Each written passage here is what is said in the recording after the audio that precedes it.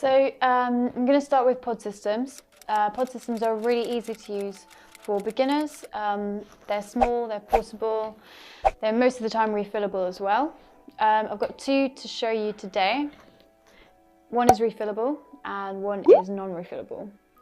So the way you refill this one or set it up is you just clip the pod off. There's a chamber underneath that you just poke the liquid through, and you just let it soak for 5 minutes within the pod before you use it, just to let it be saturated so it doesn't burn. It's really easy to activate as well. So you just press this button 5 times. So it's 1, 2, 3, 4, 5. Remove the clip to the side and just vape.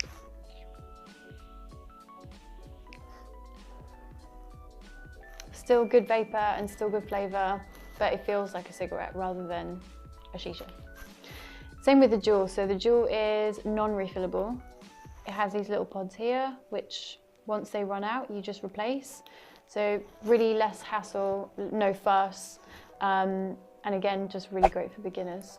It requires very little maintenance. This one, no buttons involved, you just pull on it.